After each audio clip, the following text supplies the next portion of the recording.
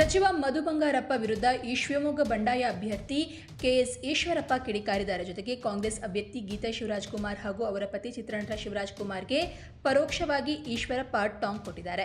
ಮಧು ಬಂಗಾರಪ್ಪ ಒಳ್ಳೆ ಕನ್ನಡಕವನ್ನು ತೆಗೆದುಕೊಳ್ಳಲಿ, ನಮ್ಮ ನಾಮಪತ್ರ ಸಲ್ಲಿಕೆ ದಿನ ಎಷ್ಟು ಜನ ಸೇರಿದ್ರು ಅಂತ ಗೊತ್ತಾಗುತ್ತೆ ಅಂತ ವ್ಯಂಗ್ಯವಾಡಿದ್ರು. ಇನ್ನು ಚಿತ್ರನಟರನ್ನ ನೋಡೋಕೆ ಜನ ಬರ್ತಾರೆ ಅಷ್ಟೇ, ಆದ್ರೆ ಚಿತ್ರನಟರನ್ನ ನೋಡಿ ಮತವನ್ನ ಹಾಕಲ್ಲ ಅಂತ ಈಶ್ವರಪ್ಪ ಟಾಂಗ್ ಕೊಟ್ಟಿದ್ದಾರೆ. ಇನ್ನು ಸಿನಿಮಾ ನಟರನ್ನ ನೋಡಿ ವೋಟ್ ಕೊಡ್ತಾರೆ ಅನ್ನುವ ಭ್ರಮೆಯಲ್ಲಿ ಮಧು ಬಂಗಾರಪ್ಪ ಇದ್ದಾರೆ.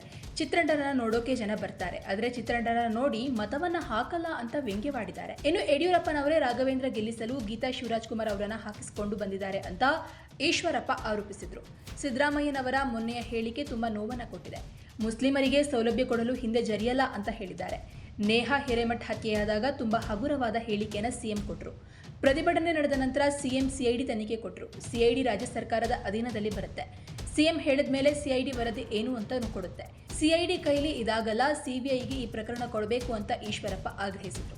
ಇನ್ನು ಸಿಎಂ ಮುಸ್ಲಿಮರ ಪರವಾಗಿದ್ದೇವೆ ಎನ್ನುವಂತಹ ಹೇಳಿಕೆ ನೀಡ್ತಾ ಇದ್ದಾರೆ.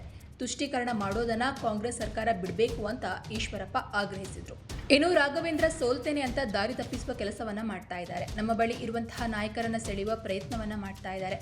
ಸೋಲ್ತೇವೆ ಅಂತ ಬಿಜೆಪಿಯವರು ಹತಾಶೆಯಾಗಿದ್ದಾರೆ.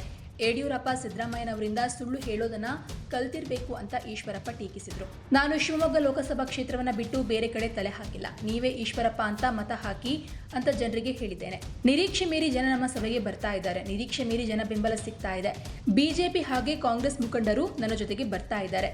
ಕಾಂಗ್ರೆಸ್ ಅಭ್ಯರ್ಥಿ ಗೆಲ್ಲಲ್ಲ, ರಾಘವೇಂದ್ರಗೆ ಮತ ಹಾಕೋಕೆ ಇಷ್ಟ ಇಲ್ಲ ಅಂತಿದ್ದಾರೆ, ಹೇಗಂತ ಈಶ್ವರಪ್ಪ ಹೇಳಿದ್ರು.